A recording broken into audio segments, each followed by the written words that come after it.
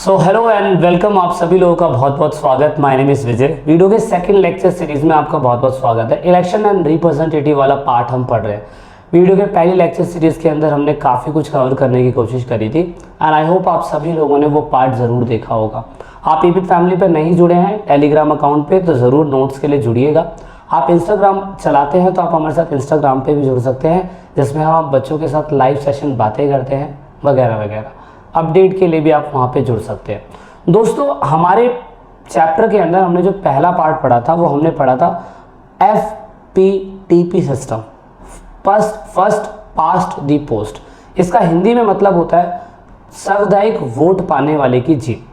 हमारे भारत के अंदर इलेक्शन कई प्रकार के होते हैं, जिसमें से एक पार्ट पूरे भारत के अंदर अप्लाई किया जाता है, वो है प्रोपोर्शनल रिप्रेजेंटेटिव का, वो है FPTP। पर कुछ हिस्सों के अंदर प्रोपोर्शनल रिप्रेजेंटेटिव का भी इस्तेमाल किया जाता है। अब दोस्तों, प्रोपोर्शनल रिप्रेजेंटेटिव थोड़ा सा यूनिक कॉन्सेप्ट है। आपको सिंपल शब्दों में समझाऊंगा मैं इसे और बताऊंगा कि FPTP और प्रोपोर्शनल रिप्रेजेंटेटिव, जैसे शॉर्ट फॉर्म में PR बोलते हैं, इन दोनों में डिफ्रेंसिएशन होता क्या है। आइए सिंपल भाषा में समझने की कोशिश करते हैं। For ensuring sufficient representative to the minorities, there is a new electoral system formed in the name of proportional representative। मतलब अल्पसंख्यकों के लिए पर्याप्त प्रतिनिधित्व सुनिश्चित करने के लिए अनुपातिक प्रतिनिधित्व के नाम पर एक नई चुनाव प्रणाली बनाई गई। देखो, सबसे पहले तो प्रोपोर्शनल रिप्रेजेंटेटिव हमारे पास्ट में, जब हमारा भारत देश आज़ाद भी नहीं हुआ था, तो उस टाइम पे क्या कहते हैं, ये चीज़ लाई गई थी। उसको मंटो मार्ले एग्रीमेंट या सुधार रिफॉर्म कहा जाता है, मंटो मार्ले रिफॉर्म्स। इसमें किस तरीके से मुसलमानों को हमारी कॉन्स्टिट्यूट असेंबली के अंदर पार्टिसिपेट करने के लिए एक अलग से सेपरेट इलेक्टोरल दिया गया था और उसको ही हमने प्रोपोर्शनल रिप्रेजेंटेटिव पहले कहा था। लेकिन जब भारत देश आज़ाद हुआ तो भारत देश आज़ाद होने के बाद हमने पूरे भारत के अंदर मोस्टली हिस्सों में FPTP सिस्टम रखा, लेकिन कुछ हिस्सों में हम लोगों ने प्रोपोर्शनल रिप्रेजेंटेटिव रखा।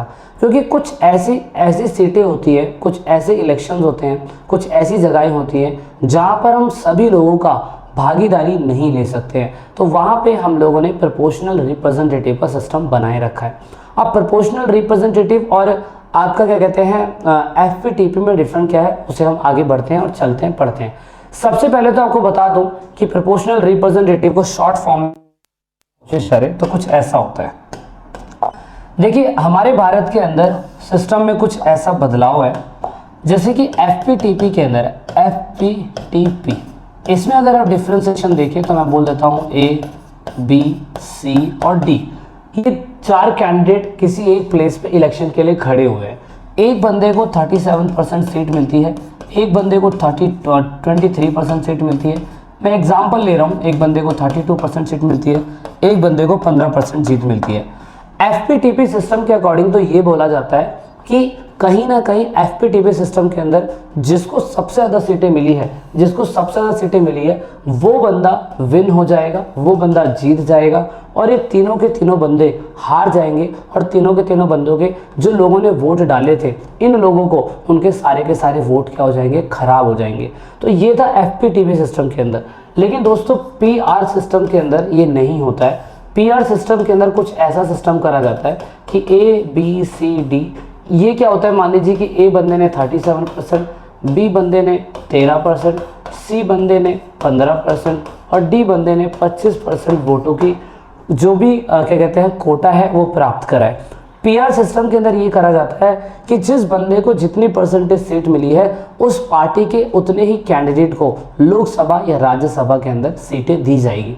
इसमें जितने भी लोगों ने जितना परसेंट जिस भी पार्टी का वोट करा है उसमें प्रत्येक वोट की वैल्यू को माना जाएगा, जबकि FPTP सिस्टम के अंदर ऐसा बिल्कुल भी नहीं होता है। मान लीजिए कि जो बंदा D था, जो उसको 15% तो लोग चाहते थे ना, तो जो 15% लोग उसको चाहते थे, लेकिन उसी जगह 37% उस बंदे को वोट मिल गया, तो दोस्तों यहाँ पे इसके वोट की कोई वैल्यू नहीं होगी। लेकिन PR सिस्टम के अंदर ऐसा नहीं होता है। PR सिस्टम के अंदर ऐसा होता है कि जिस बंदे को जितनी परसेंटेज सीटें मिली, मतलब जितनी परसेंटेज वोटें मिली हुई है उतनी परसेंटेज सीटें उसे मिलना कंफर्म है, या उसकी पार्टी को उतना परसेंटेज वोट मिलना कंफर्म है। तो ये कुछ ऐसा होता है, आप देख सकते हैं हिंदी में लिखा हुआ है कि सीटों का कोटा हर सरकार को, हर पार्टी को दिया जाता है और इस व्यवस्था में समानुपातिक प्रतिनिधित्व प्रणाली से कहते हैं। किसी भी पार्टी को कुछ परसेंटेज सीट सिक्योर करने की जरूरत है, उसे कोटा बोला जाता है, उसको कोटा बोला जाता है। तो यहाँ पे सेम ये चीज कहाँ पे आप देख सकते हैं, इजराइल जैसी कंट्री के अंदर और उसके बाद नीदरलैंड जैसी कंट्री के अंदर, हॉलैंड जैसी कंट्री के अंदर, पूरी कंट्री के अंदर एफपीटीपी सिस्टम ना अप्लाई करते हुए वहाँ पे प्रोपोर्शनल रिप्रेजेंटेटिव सिस्टम अप्लाई कर रखा है, क्योंकि ना वहाँ पे ना तो कंट्री जो है वो छोटी कंट्री है, तो छोटी कंट्री के अंदर इस चीज़ को अप्लाई करना बहुत आसान हो जाता है। लेकिन एफपीटीपी के अंदर हम मतलब भारत जैसी कंट्री के अंदर प्रोपोर्शनल रिप्रेजेंटेटिव पूरे भारत के अंदर अप्लाई करना वो अपने आप में ही बहुत बड़ा चैलेंज है। तो एफपीटीपी सिस्टम और पीआर सिस्टम छोटे प्लेस के लिए काफ़ी कारगर साबित होता है, जबकि बड़ी जगहों के लिए एफपीटीपी सिस्टम बहुत कामगार साबित होता है। अब समझते हैं कि प्रोपोर्शनल रिप्रेजेंटेटिव के फायदे क्या हैं। देखो एग्जाम्पल के लिए इजराइल, नीदरलैंड और हॉलैंड, उसमें क्या करा जाता है, उसमें पूरी की पूरी कंट्री को सिलेक्टेड पार्टियां जो होती है 3, 4, 10 पार्टियां जो भी रजिस्टर्ड है वहां पे, वो अपने कैंडिडेट को हर जगह पे उतार देते हैं। उतारने के बाद जनता जो होती है वो कैंडिडेट को वोट ना करते हुए पार्टी को वोट करती है। पार्टी को टोटल वोट का जितना भी परसेंटेज मिलेगा 100% में से उतने ही पार्टी के एमएलए या एमपी, पार्लियामेंट या जो भी वहाँ की सीनेट्स होती है वहाँ पे जाके ये लोग बैठते हैं। तो ये तो एग्जांपल था इजराइल, हॉलैंड और नीदरलैंड का। लेकिन दोस्तों एक और एग्जांपल है, वो है अर्जेंटीना और पुर्तगाल का। अर्जेंटीना और पुर्तगाल थोड़ा सा डिफरेंट है पीआर सिस्टम के अंदर। उसमें ये लोग क्या कर देते हैं, जैसे कि हमारे भारत के अंदर होता है ना मल्टी कॉन्स्टिट्यूंसी है, मतलब बहुत सारी विधानसभाएं हैं, तो बहुत सारी विधानसभाओं के अंदर ही ये लोग सेम ऐसे ही करते हैं प्रोपोर्शनल रिप्रेजेंटेटिव कि कैंडिडेट की लिस्ट तैयार कर दी जाती है, कैंडिडेट वहां जाके खड़ा होगा, पार्टी मतलब वहाँ की जनता ने जितने भी पार्टी के परसेंटेज के लोगों को वोट करी उतने ही परसेंटेज के लोग वहाँ पे सत्ता में आएंगे। तो यहाँ पे पीआर सिस्टम के अंदर हमेशा याद रखना कोऑर्डिनेशन गवर्नमेंट बनती है और कोऑर्डिनेशन गवर्नमेंट के बहुत सारे लॉस भी होते हैं, है ना। तो इसीलिए हमारे भारत के अंदर ये पीआर सिस्टम पूरी तरीके से अप्लाई नहीं करा जाता। हमारे भारत देश के अंदर थोड़ा सा सिस्टम में बदलाव आता है और वो बदलाव जानने के लिए आपको थोड़ा सा ध्यान से सुनना पड़ेगा, क्योंकि ये चीज़ अगर आपने नहीं सुनी तो पीआर सिस्टम कहीं ना कहीं आप इजराइल, अर्जेंटीना और पुर्तगाल वाला समझ बैठेंगे। भारत के अंदर पीआर सिस्टम को लिस्ट और सिंगल ट्रांसफरेबल वोट सिस्टम के तहत चुना जाता है। अब ये होता क्या है आपको बताने की कोशिश करता हूँ। ये चीज़ें हमारे राष्ट्रपति के इलेक्शन के अंदर, उपराष्ट्रपति के इलेक्शन के अंदर और जितने भी राज्यसभा के मेंबर होते हैं उनमें पीआर सिस्टम को अप्लाई करने के लिए ये सिस्टम अपनाया जाता है। एक है सिस्टम लिस्ट सिस्टम और दूसरा है STVS, इसे शॉर्ट फॉर्म में STVS बोलते हैं, single transferable vote system, Hindi में एकल संक्रमित मत प्रणाली बोलते हैं। पहले समझो ये है क्या, फिर उसको डीपली एनालाइज करने की कोशिश करना। लिस्ट सिस्टम क्या होता है, मान लीजिए मैं लेता हूँ लिस्ट सिस्टम में ये होता है कि मान लो राजस्थान है, राजस्थान एक राज्य है, राजस्थान से हमें क्या करना है, राजस्थान से हमें पूरी तरीके से 4 या 14 या मान लीजिए 14 MP को निकालना है और वो जाके राज्यसभा के अंदर बैठेंगे, राज्यसभा के अंदर जाके बैठेंगे। अब जो भी राज्यसभा के अंदर जाके बैठेंगे तो हर पार्टी, मान लीजिए A party, B party, C party, D party, E party, सभी पार्टी क्या करती है, अपने लिस्ट तैयार कर देती है कैंडिडेटों की कि भाई हमारी कैंडिडेट ये है, हमारे कैंडिडेट ये है, हमारी कैंडिडेट ये है। अगर हमारी कैंडिडेट को ज़्यादा वोटें मिलेंगी तो उस हिसाब से हम लोग क्या करेंगे, हम उसी को राज्यसभा के अंदर जाके भेज देंगे। अब वोटों का सिस्टम STV के अकॉर्डिंग करा जाता है। STV क्या है पहले वो समझ लो। STV क्या है, STV होता है सिंगल ट्रांसफरेबल वोट सिस्टम। इसमें क्या करा जाता है, मान लीजिए देखिए ये चीज़ देखिए, मान लीजिए कि हमें किसी एक प्लेस से सिर्फ और सिर्फ 3 बंदों को ही निकालना है, 3 बंदों को निकालना है और एक A बंदा है जिसने क्या कहते हैं, A बंदा है जिसने 50% वोटें जो है प्राप्त कर ली है। तो ये बंदा उधर पे सिलेक्ट हो जाएगा, यानी कि राज्यसभा के अंदर सेलेक्ट होने के लायक हो जाएगा।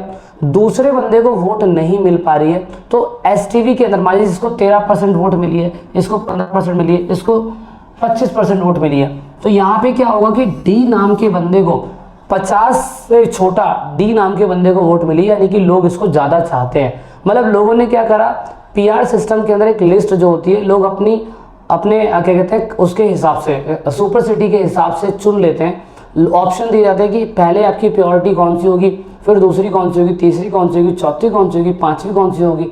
यहाँ पे आपको पीआर सिस्टम में एक वोट डालने का अधिकार नहीं होता, बहुत सारा वोट आप अपने अनुसार डाल सकते हैं, अपनी चॉइस के हिसाब से डाल सकते हैं।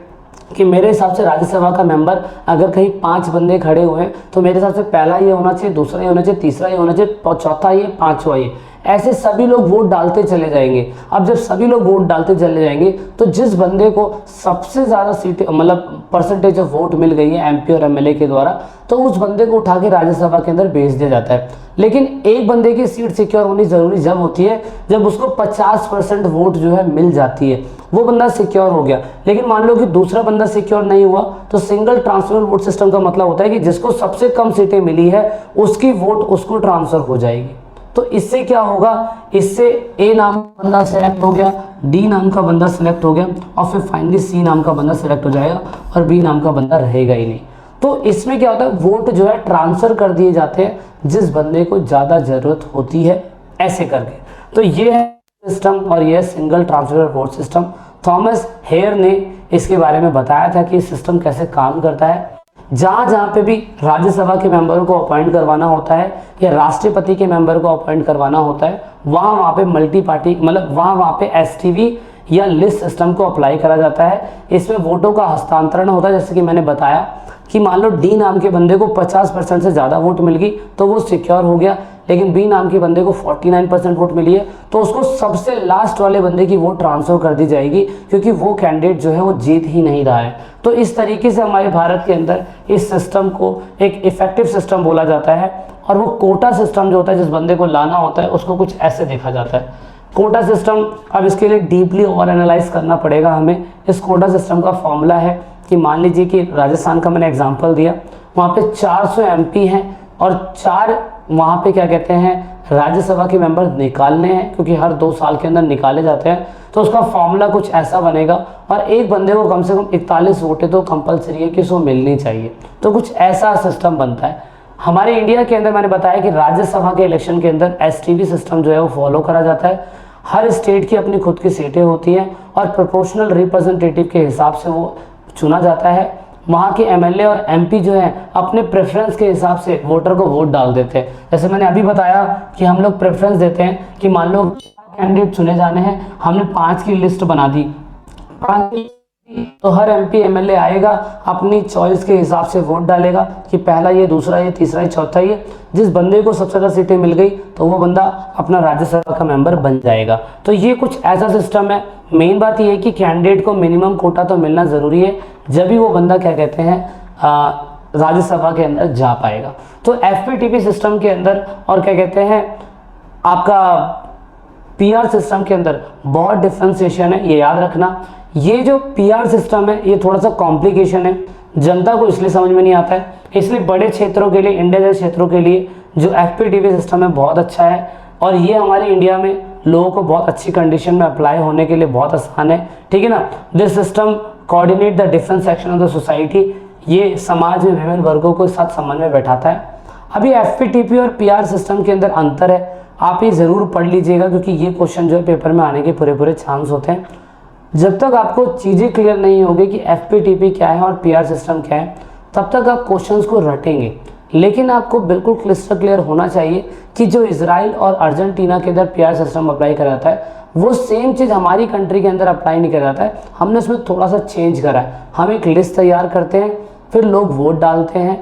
लिस्ट में जितने भी कैंडिडेट को चुना जाना चाहिए था, जिसमें सबसे ज़्यादा जिस बंदे को सीटें मिल गई या जिस बंदे को परसेंटेज ऑफ वोट मिल गया, वो बंदा राज्यसभा के लिए इलेक्ट हो जाता है। लेकिन जिसको सबसे कम सीटें मिली है या सबसे कम वोट मिली है, वो बंदे का वोट उस बंदे को ट्रांसफर कर दिया जाता है जिसको जीतना चाहिए। तो ऐसा कुछ सिस्टम है।